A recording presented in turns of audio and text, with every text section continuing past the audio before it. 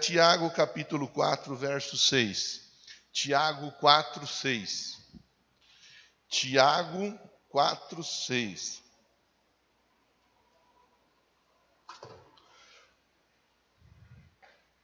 Você sabe que tem lugar que as pessoas colocam mesmo, né? Mesmo.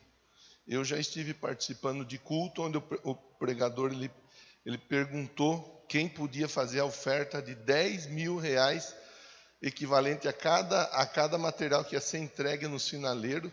Uma pessoa sozinha levantou, foi preencher o cheque de 10 mil reais. Eu já vi.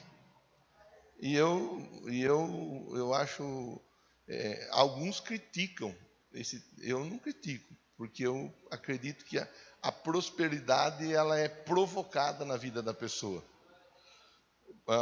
A Bíblia nos ensina a levantar e fazer a nossa lição de casa no dia a dia. Isso é em todas as áreas: emocional, física, espiritual, financeira. Quer ter um casamento joia, um casamento bom? Trabalha o casamento desde cedo. Você levantou cedo, já levantou dando sapo, dando fora, dando indireta. A tendência é que o dia será ruim. Levantou cedo, pelo menos um bom dia falou. Se não falou bom dia, pelo menos não fez cara feia. Tratou bem durante o dia. A história dentro do casamento já muda. Por exemplo, dentro do casamento. Estou falando da área emocional, né, no tocante ao marido e à mulher. A área física, faz um exercício. Nem que você não goste de exercício, faça um pouco, alguma coisa, pelo menos. Coma menos e coma coisas mais saudáveis. Você vai ver que já vai melhorar.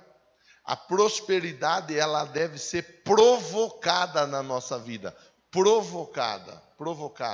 Leia um pouquinho mais a Bíblia, ore um pouquinho mais, jejue um pouquinho mais. Você vai ver como você vai melhorar espiritualmente, porque a prosperidade, que não é só ter dinheiro, prosperidade é avançar em tudo que a pessoa faz, ela é provocada. A pessoa que não provoca a prosperidade na própria vida, ela não sai do mesmo lugar.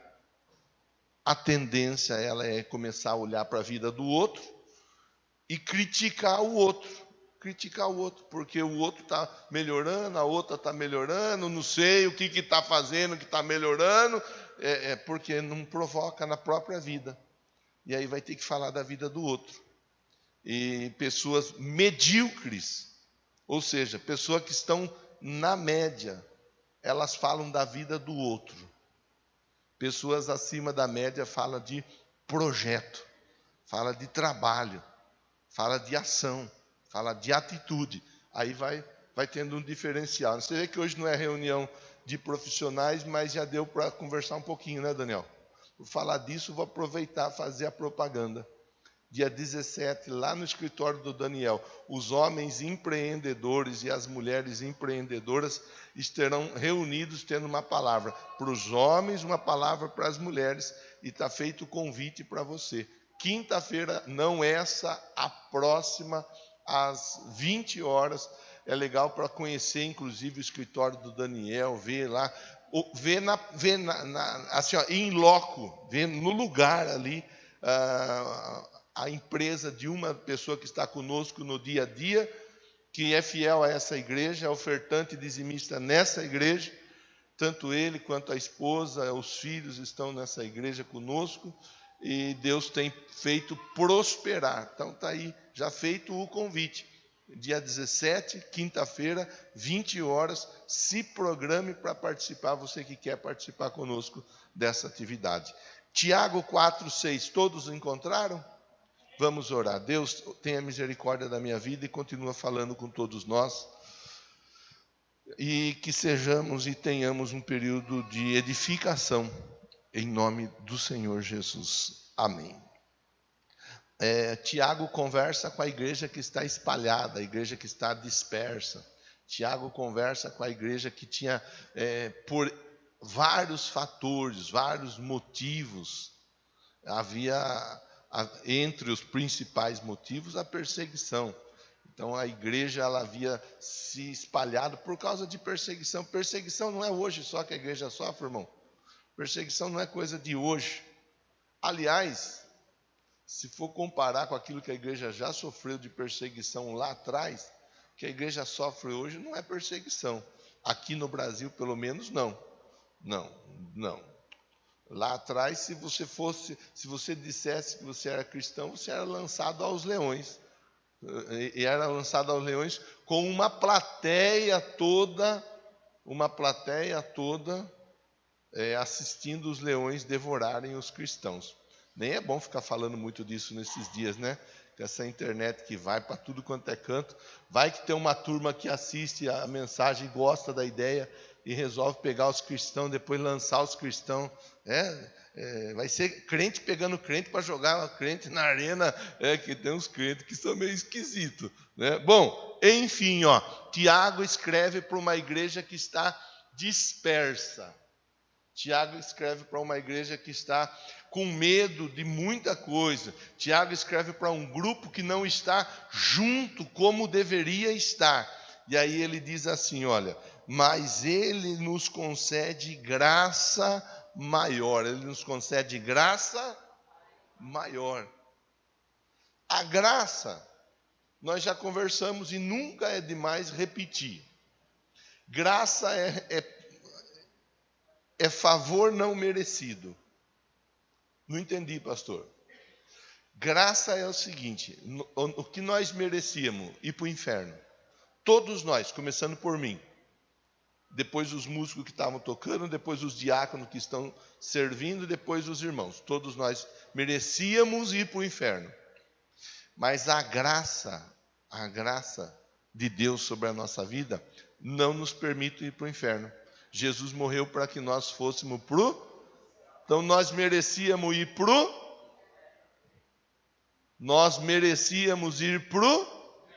inferno. Mas Jesus morreu para que nós todos estejamos juntos no céu. Isso é graça.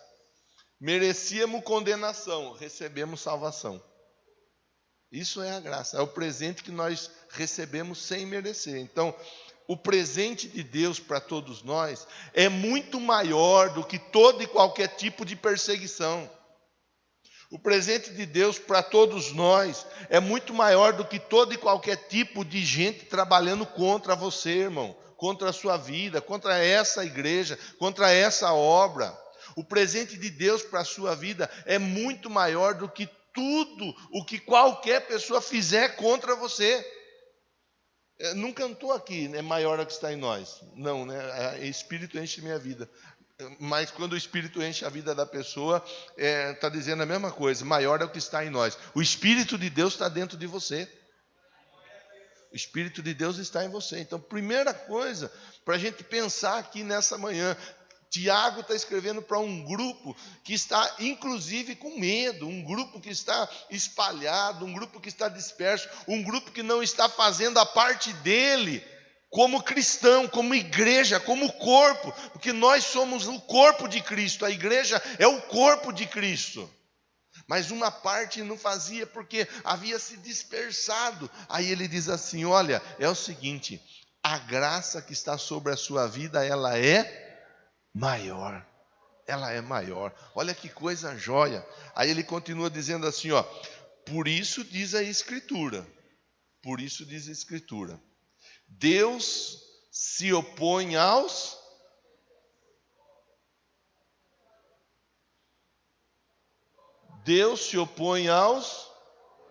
orgulhosos. Aí tem gente que gosta de ser orgulhosa. Aí tem gente que gosta de botar banca. Aí tem gente que gosta de andar com o nariz empinado. Aí tem gente que acha que é melhor que o outro. Inclusive dentro de igreja. Tem gente que não vem para a igreja porque acha que na igreja tem muito pecador. Soberbo.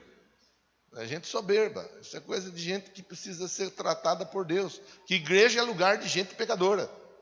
Do mesmo jeito que hospital é lugar de gente doente. Os sãos que estão lá são os que trabalham ali. Mas, via de regra, ali o povo vai para ser tratado, para ser curado. Tem muita gente soberba dentro da empresa. Talvez no seu local de trabalho tem gente soberba. Tem gente orgulhosa. tem gente nariz empinado, tem gente que se acha melhor do que o outro, tem gente que olha de cima para baixo.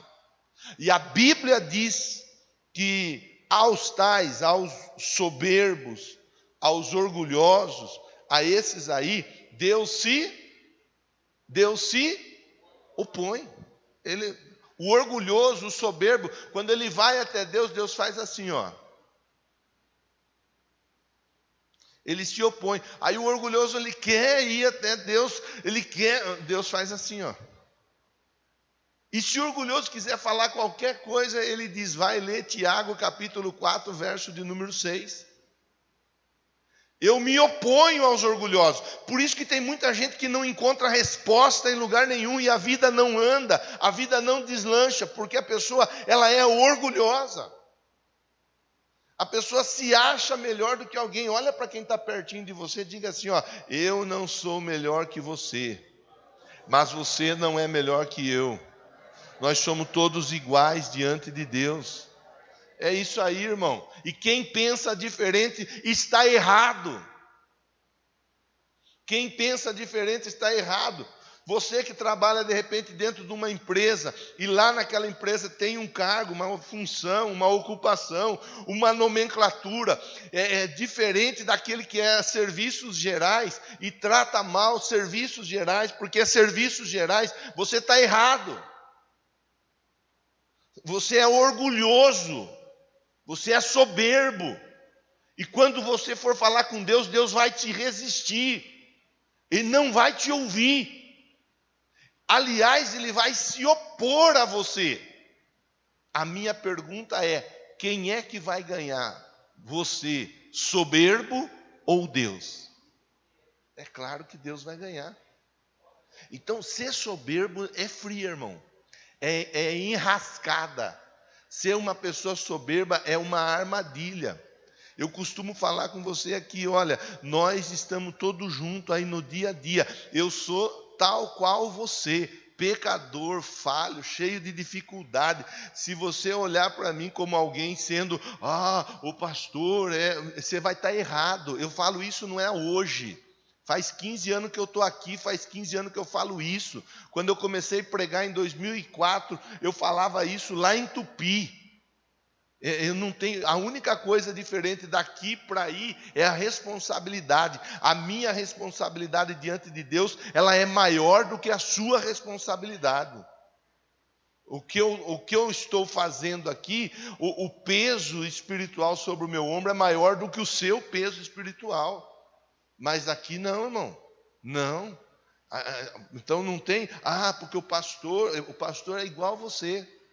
Se você estivesse ontem aqui à noite, ontem nós estávamos ali. Você ia ver meu filho correndo e brincando e bagunçando para lá e para cá, junto com todos os filhos dos irmãos. Não, que o filho do pastor não se mistura. Ele não se mistura, é ele que faz a misturança toda. É ele que faz a bagunça e chama o povo para a bagunça. Não. Façamos leitura da Bíblia. O soberbo, orgulhoso, Deus se opõe. Mas ao humilde, ele faz o quê? Ele concede graça. Ele dá cada vez mais favor. Cada vez mais. Ele concede graça. Mas concede graça aos humildes. A humildade, ela não está na roupa que a pessoa veste. Que às vezes a pessoa usa uma roupa tão simplesinha, mas é tão orgulhoso, tão soberbo e tão arrogante. Bom dia não faz mal para ninguém dar bom dia, não. Deseje bom dia, sempre que você puder. Deseje bom dia para a pessoa. Boa tarde, mesma história. Cabe o boa tarde em qualquer lugar, irmão. Se a pessoa não quiser te desejar boa tarde, não tem problema, mas você deseja. Boa noite, dá licença, ou com licença. Muito obrigado. Muito obrigado. São coisas que regem ali, o bom convívio social. Continua o verso de número 7. Ele diz assim, portanto, submetam-se a Deus. Submeter-se a Deus é o quê? nada mais é do que se dobrar diante da palavra. O que norteia a nossa vida, o que direciona a nossa vida, o que rege a nossa vida é a palavra de Deus. O que eu acho, o que eu penso, irmão, pouco proveito vai ter para você, garanto para você. Mas o que a Bíblia diz, o que a Bíblia diz é a palavra de vida eterna. Então, toda vez que eu tiver com a Bíblia aberta, você pode parar para me ouvir. Fechei minha Bíblia, você não precisa ficar preocupado e prestar atenção em mim, não. Mas com a Bíblia aberta, eu estou pregando a palavra de Deus. E a palavra de Deus, ela é vida eterna. Ela é vida eterna, é alimento. É a palavra de Deus, ó. Submetam-se a Deus. Quando a pessoa se sujeita, quando a pessoa se submete, quando a pessoa se coloca diante da palavra e ela pera lá, o que o pastor estava falando ali faz sentido, é desse jeito mesmo, está na Bíblia, é Bíblia. Eu peguei a leitura da Bíblia, estou fazendo a leitura, eu estou aprendendo, é desse jeito, eu vou me ajustar, não porque o pastor falou, mas porque está na Bíblia. É porque está na Bíblia. Submetam-se a Deus. Quem se submete a Deus tem condição de resistir a quem? E está cheio de gente que não é submisso a Deus, mas quer botar banca com o diabo. Quem vai ganhar? A pessoa ou o diabo? O diabo. Mas vai na igreja. Vai na igreja, mas não se submete a Deus. Vai na igreja, mas não coloca a palavra de Deus em prática.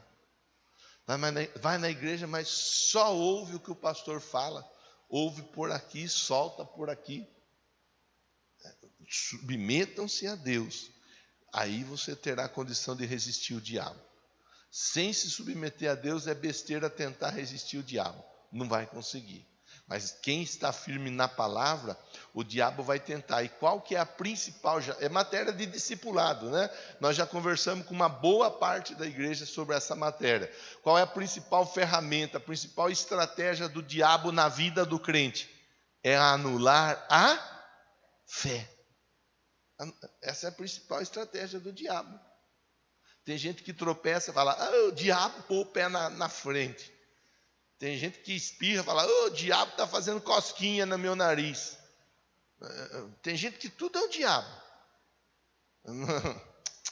O diabo não está preocupado em fazer cosquinha no nariz de ninguém. Não está preocupado em pôr o pé na frente de ninguém. O que ele quer é anular a fé da pessoa. O que ele quer é fazer com que a pessoa vá para o templo e não consiga ouvir e acreditar na palavra que é pregada.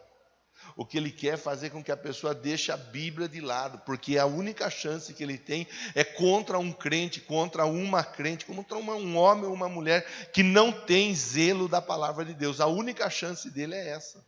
Então ele trabalha desse jeito, ó. Sujeitai-vos a Deus, ou submetam-se a Deus, resistam ao diabo. Quem é que vai fugir? Ele foge, ó, e fugirá de vocês. Quando a pessoa se sujeita a Deus, ela tem condição de resistir ao diabo. O diabo vai falar, você vai para a igreja, mas não vai acontecer nada na sua vida, tentando apagar a fé da pessoa. Ela vai dizer assim, ó, tudo posso naquele que me fortalece. Você vai para a igreja, não vai acontecer nada, o que você está precisando não vai acontecer. O Senhor é o meu pastor e nada me faltará. Vai para a igreja e tanta luta, tanta dificuldade, tanta prova, tanta tristeza, tanta chateação. Deus é o meu refúgio e fortaleza. Ele é o socorro bem presente na minha tribulação. O diabo vai tentar fazer a pessoa desanimar. Ele vai tentar fazer a pessoa desistir. Mas a pessoa sempre vai ter uma palavra de Deus para proferir. Eu elevo os meus olhos para os montes, de onde me virá o meu socorro.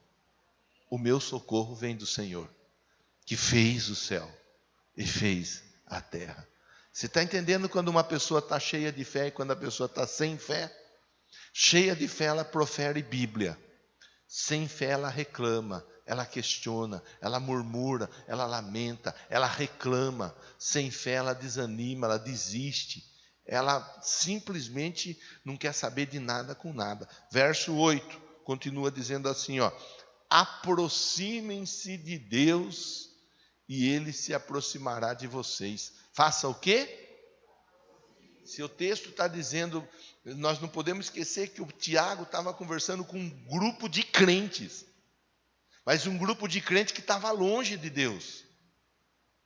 Um grupo de crente nominal, crente reconhecido pela fé que tem, ó, não, eu sou crente, mas ser crente é uma coisa, viver como crente é outra coisa. Aquele que diz estar nele deve também andar como ele andou. É diferente. É diferente, irmão. Eu posso falar que eu sou milionário. Aí você vai falar para mim, pastor, então me leva ali numa churrascaria, qualquer churrascaria me paga o almoço. Eu vou falar, então, mas eu sou milionário, mas não é assim também. Eu não vou ter o dinheiro para pagar o almoço, o Jairo, mas eu sou milionário. Eu posso falar que eu sou milionário. Eu sou milionário de fato? É aí que está o negócio. Não, você não sabe? E se eu estou escondendo o dinheiro embaixo do colchão? A turma esconde dinheiro na cueca, nas malas, a turma esconde dinheiro, você sabe, né? E se eu estou escondendo dinheiro? Não, eu não sou milionário. Não sou. Mas eu posso falar que eu sou. E aí? Aproxime-se de Deus, ó. A pessoa ela pode estar longe, mas Deus fala assim, ó, se aproxime. Se aproxime. Se você se aproximar de Deus, o que vai acontecer? Ele vai se aproximar de você. É interessante, só para complementar aqui o raciocínio. João 15:16, ele diz assim, ó: não fosse vós que me escolhesse, mas antes eu vos escolhi a vós outros. Não fosse vós que me escolhesse, mas antes eu vos escolhi. Então ele escolheu. Vinde a mim, vós todos que estáis cansados e sobrecarregados. Ele chama, venham, quem está cansado, quem está sobrecarregado, eu escolhi vocês, venham, venham, venham. Aqui ele diz assim, ó, se aproxime, que eu vou me aproximar de você. Porque ele está falando com um grupo de crente. Uma coisa é ele se aproximar daquela pessoa que não é crente, aquela ovelha perdida, aquela ovelha desgarrada, aquela ovelha que está ali correndo risco. Ele vai, o bom pastor vai e pega a ovelha, põe no ombro e leva a ovelha para casa. Agora o filho pródigo, aquele filho que abandonou a casa, você vê que o pai não vai atrás. O pai fica esperando, olhando, acreditando que o filho um dia vai voltar. Mas o pai não vai buscar o filho. Quem vai buscar o filho, quem vai buscar a ovelha é o pastor. O filho que resolveu sair de perto do pai, deve de saber o mesmo caminho da volta para casa. Eu acho interessante isso daí. Porque tem gente que mistura as coisas. Você tem que buscar, você tem que ir falar, você tem que... Ovelha perdida, você tem que buscar. Ovelha perdida, você tem que procurar, cuidar, pregar, anunciar o evangelho para aqueles que estão perdidos a todas as nações. Você cansou, faz 15 anos que eu falo a mesma conversa aqui. Não chame crente para vir nessa igreja. Tem um povo daí de fora que não cansa de chamar os crentes dessa igreja para ir embora daqui. Mas comigo não aprenderam isso. Comigo não, eu não ensino isso. Eu nunca ensinei isso. E não vou ensinar isso. Se eu precisar ensinar para chamar a pessoa de outra igreja para vir para cá, eu entrego o cajado e a vara. Falo, Deus, está aqui, eu não sirvo para isso. Não sirvo. Por quê? Porque o pai, ele espera o filho voltar. Agora o pastor, ele vai buscar a ovelha perdida. Então aqui o texto está dizendo assim, ó, aproximem-se de Deus, Ele se aproximará de vocês. É só chegar perto de Deus, é só dar o passo de fé, falar, não, olha, estou aqui, ó. Deus, eu vim hoje, e você vê, irmão. Está ouvindo Deus falar com você ou não? Você não acredita que é Deus que está falando com você através da minha vida? Você acredita que Deus está falando com você ou não é Deus falando? Acredita? Sim, mas é Deus. É Deus falando com você. Se você se aproximar, ele se aproxima de você. Agora, se você resolver se afastar, se distanciar, ele vai ficar esperando você voltar. Ele vai ficar esperando você voltar. Porque você já é um filho.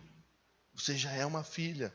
Não estou vendo visitante aqui. Todos que eu a não ser que o reflexo que vem de lá de fora para cá, às vezes atrapalha um pouco a visão. Mas, de primeira vista, não tem visitante aqui. É tudo gente da casa. Tudo gente que já ouviu a palavra. A maioria é batizada. Quem não é batizado, domingo que vem tem batismo. Aproxime-se de Deus. Aí ele diz assim, ó: pecadores, limpem as mãos. Pecadores, limpem as mãos. Ou seja, deixa Deus tocar em você. O sangue de Jesus te purifica de todo o pecado. O sangue de Jesus que purifica. Não é o homem que purifica. E tem gente que insiste em se sujeitar ao homem. Quem purifica é Deus, através do sangue. O sangue de Jesus te purifica de todo o pecado.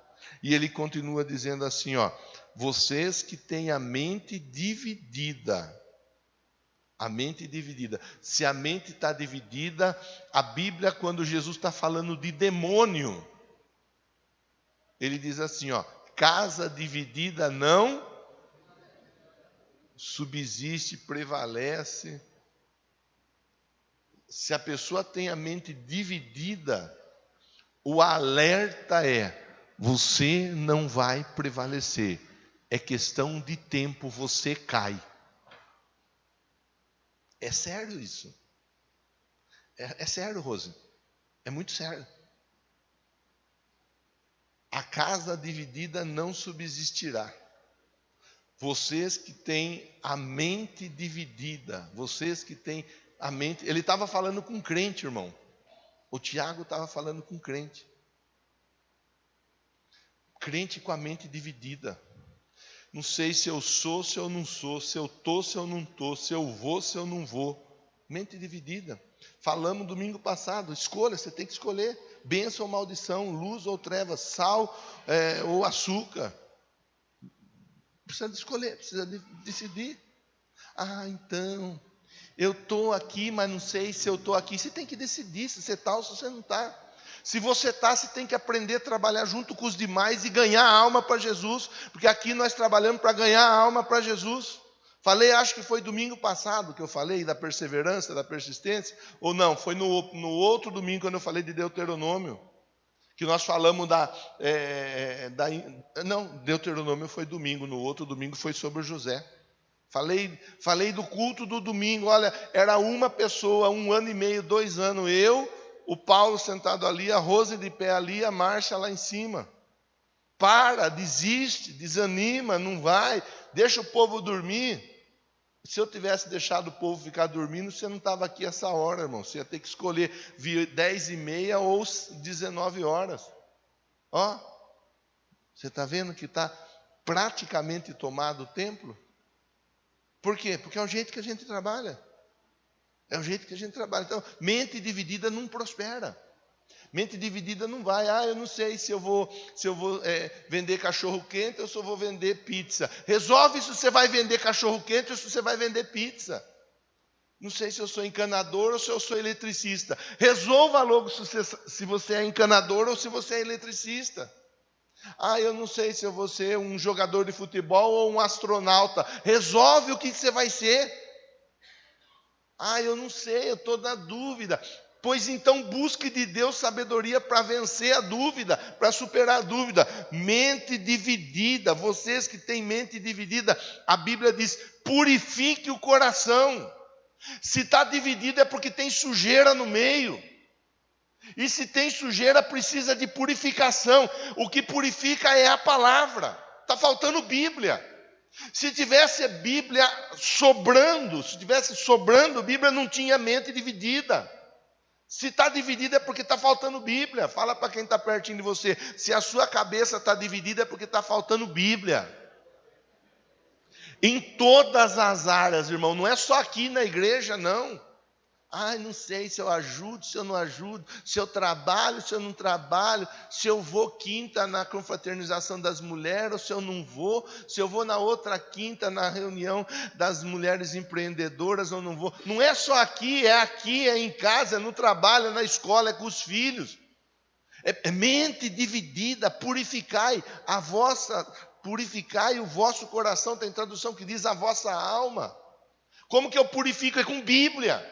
Quanto mais Bíblia eu trago para a minha vida, mais certo da vitória eu estou, mais confiante nos passos que eu dou no dia a dia, mais confiança eu tenho, mas eu preciso de Bíblia.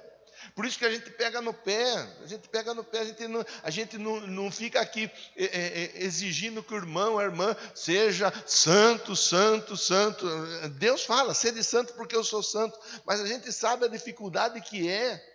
Não é fácil, chegar no templo não é fácil, quanto mais ser crente fora do templo, é difícil. Mas o que der para se esforçar, tem que se esforçar. Tem que tentar, pelo menos, contato com a Bíblia. Quando a pessoa vai tendo contato com a Bíblia, ela vai, pera lá, a Bíblia diz assim, eu estou com uma vontade de fazer assado, mas a Bíblia diz cozido, então eu vou cozido mesmo e vamos embora. Tudo coisa simples, não falei nenhuma novidade, mas coisa que muitas vezes a gente começa onde a gente começou. Eu finalizo onde a gente começou, mas porque a gente às vezes é orgulhoso, a gente não quer abaixar. Vou usar um linguajar que os jovens costumam usar.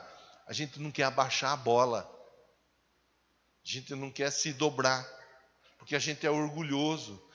Eu já falei que eu sou assim mesmo, agora se for para mudar, vão falar que eu mudei. Eu nasci assim, eu cresci assim, eu sou Gabriela. Você é Gabriela, irmão? Que eu sei, nós não tem nenhuma Gabriela aqui. Tem Gabriele. Você é Gabriela? Não é Gabriele, né? Gabriele tem. É Gabriela? Então nós temos uma Gabriela. Eu sempre chamei você de Gabriele. E oro todo dia por você falando Gabriele. Não vou falar Gabriele mais. Tem uma Gabriela. Irmão, não dá, a gente tem que mudar, a gente tem que aceitar as propostas que Deus traz para a nossa vida. O soberbo ele se opõe, mas o humilde ele dá graça. E Santa Ceia é para isso. Santa Ceia é para isso, para a gente chamar. Pera lá. Nós vamos fazer uma reflexão. Eu preciso, mente dividida não dá, eu preciso de purificação. Purificação vem pela palavra, a palavra vai me convencer que eu preciso de mudança. Se eu preciso de mudança, então eu vou ser humilde o suficiente para reconhecer que eu preciso mudar. E é aí que Deus vai dar o quê? Graça. Graça. Deus tem graça para todos nós. Para quem está anotando, acrescenta aí, purificação da alma, purificação do coração. Faça a escolha certa, seja um bom administrador, faça sobrar, purifique a alma, deixa Deus, através da palavra, trabalhar na sua vida. Vamos orar? Vamos orar nessa hora? Você pode, mesmo assentado, reclinar sua fronte. Deus tem graça para te entregar, irmão. Se tem pecado para confessar, confesse. Se tem algum posicionamento, alguma postura equivocada para corrigir, faça isso.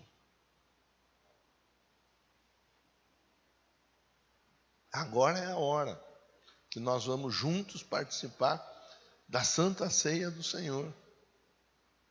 Meu Deus, eu te agradeço por essa oportunidade de estarmos juntos mais uma vez. Agradeço pela vida desse irmão, dessa irmã, por essa palavra, por refletirmos com a Bíblia aberta, é a tua palavra. Eu quero, em nome de Jesus, sair daqui nessa manhã, abençoado pelo Senhor, através do corpo, através do sangue, que nos purifica de todo pecado. Em nome de Jesus. Abençoa esse irmão, abençoa essa irmã, esse pai, essa mãe, essa criança, esse junior, esse adolescente, essa família. Todos nós queremos graça. Todos nós queremos graça. A graça é o favor sem merecimento. E nós te agradecemos por essa oportunidade. Em nome de Jesus. Amém? Glória a Deus. Você será servido. Todos são convidados a participar.